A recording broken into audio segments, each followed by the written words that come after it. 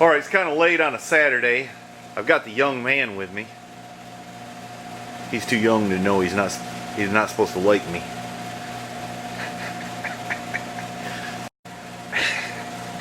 It's Saturday afternoon, kind of late, and we're out here in the garage. And right here, you might wonder why all that crap's on the floor. Well, that's because we threw a bunch of stuff away, and then I was looking for something, so I had to take it all back out. And the little man has, the young man has just volunteered to put it all back in the trash can, right, bud? Yeah, very willingly too. That's right.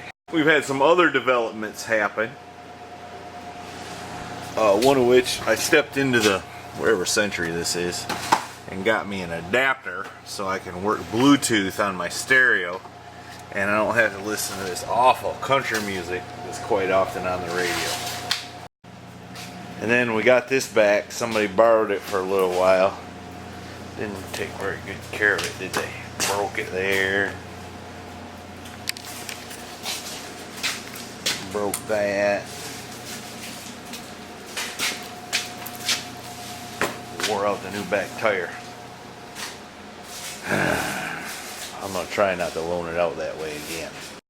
I'd let you listen, but I cannot because YouTube policies. But we were peacefully listening to the Avett Brothers, which is nice. Let me show you something before I put it away. This was my grandpa's. I don't know what he done with it. That's a pretty high quality piece. But that's north, south, east, west. Explain that if you can.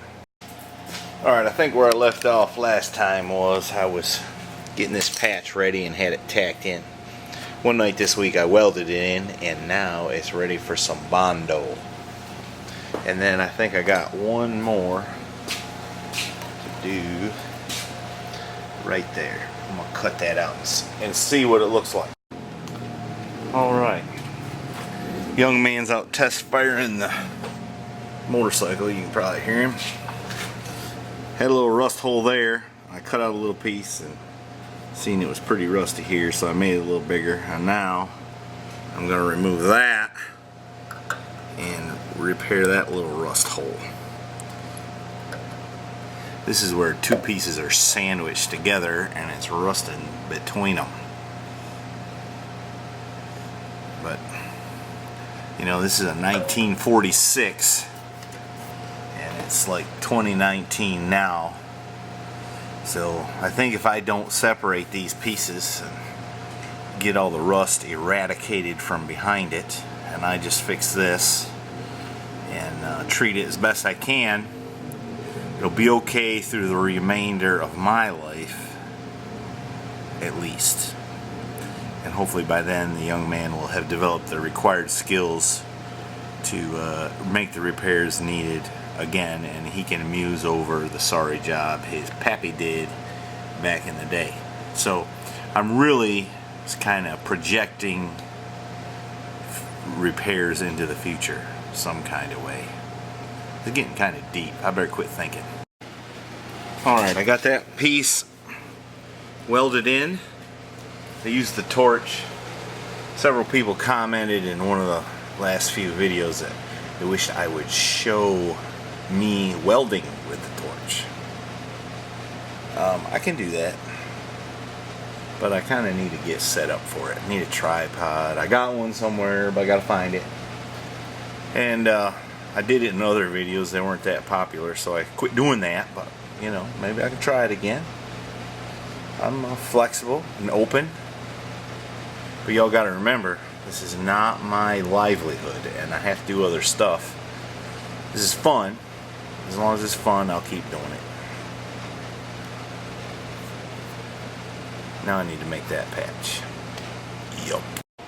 Alright, the young man has replenished the cavernous hole in his midsection here. I think he's got a hollow leg. And he's back to hit me or watch me or whatever it is that he's doing. And I done made this patch here and got a magnet, and I'm gonna use my Miller-Matic 211 up there and I'm gonna weld it in. Now you may ask yourself, why isn't he gas welding it? He's always gas welding stuff. Probably out of fuel. No, I'm not. Wow, that's surprising. Or at least not yet. But it's because I can't hammer and dolly. So I'm going to have to kind of spot weld it back in. I got no way to get behind it and hammer it back flat. Now some folks would have just filled it with Bondo probably. But I just can't bring myself to do it. At least not at this juncture. Alright, look at there. I've been spot welding away and got it halfway done. By the way, if you want some real good how to do it videos, watch Gibson 63. He's really good at making those kinds of videos. I'm not the greatest at it. But I have other talents. As soon as I figure out what they are, I'll let you know. And this guy has got him a calamity with his new fishing reel. The fishing line got all tangled up in a knot. You got it fixed? Yep. Alright, I remember doing that when I was your age. That's how you learn. Tear it apart. That's what my dad always said. Tear it apart. And then once I did that, he'd say, now put it back together. I had a hard time one time when I tore apart a typewriter. Couldn't put it back together. Alright, got that one done. I don't think I'm going to even Bondo that, because that will be almost completely invisible. The fender goes like so and cover up there. But I do notice I've got a little holes right here I'm going to need to address, and I just give her a few taps with my little hammer here. Bends real easy, sort of like a Coke can, so I think I'm going to need to cut that out. What do you think? Probably. Can't have any weak spots in the middle. That's right, because we got big power stroke power. Yeah. I ain't sure what's going on here, but something about a fishing pole and a piece of metal and a torch. So, I guess it's none of my business. A little more oxygen. A little bit more. A little bit more till the crisp, there you go, neutral flame. I don't know what you're trying to do though. You're trying to weld, braze, solder. Let's do a solder. Anyway, it's none of my business. I'll leave you alone. What is my business though, is I gotta finish welding that patch in. Alright, I got that done, and it don't look too bad. I think we're gonna let that ride. And I think that's all the rust repair I got. Could it be that I'm done, bud? Maybe. I'm sure I'll find something else. Anyways, I gotta get back to Bondo work, but I'm not doing that today because I gotta quit and go take a shower because I'm going to Got Milky One's house. And since you're a young man, you're going to go with me, right? And I don't know what we'll see over there, but it'll be something. Maybe I'll go ahead and bring the camera. Should I bring the camera? Sure. Okay.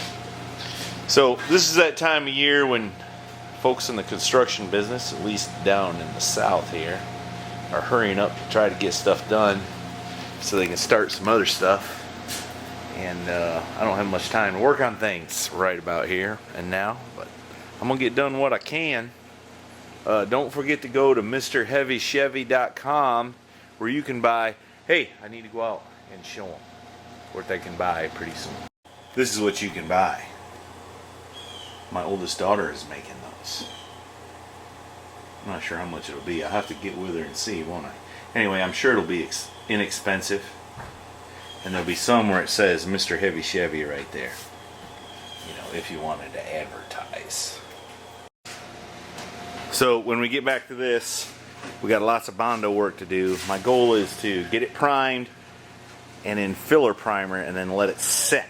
Let it set a while so that it shrinks. I noticed on the Firebird, in some places I didn't do that, and you can tell it kind of shrank a little bit. If you got a good eye, you can see some flaws. We need to do that. We need to pull this transmission. I was going to have the young feller do that, but he had to work on his fishing pole with a torch and a hose clamp. I'm not really sure what that was about, but again, none my business, right? I mean, if you're curious, I'm telling you. Well, I'll just let you handle it, okay? Some things a man just has to handle. Speaking of that, would you mind ringing the bell so I can quit yammering? I'm sure folks are getting bored. That's all, folks. Don't forget to go to MrHeavyChevy.com where you too can have cool Mr. Heavy Chevy t-shirts, sweatshirts. Don't need those in August though, do ya? No. At least not here in North Carolina. You can buy shorts, might need them, but they're only good for your girlfriend. And you can also buy stickers that say Q-Jet equipped. And, oh, you can buy Mrs. Heavy Chevy's art. You could buy that one if she'd ever get it done. I don't know what the problem is. Do you? No. Okay, bye now. That's it for now, folks. You gonna say something? No, not really. He's not gonna say nothing. He's a man of few words. But I, on the other hand, know when to shut up. There's not gonna be catching me yammering on and on and on and on and on and on. Oh, really? When I'm done saying what I got to say, I cut it off. I nip it in the bud. That's it. You know, you don't have to point out my flaws.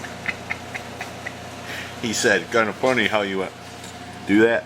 I went like, phew, when you said that you don't need them in August because it's hot.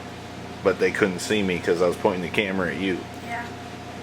Well, I do have the handsomest hands in YouTube business. Don't you think? Pointing hands. Spock hands. Scarred hands. Old hands. Like I said, I know when to shut up. Dirty hands. Dirty hands.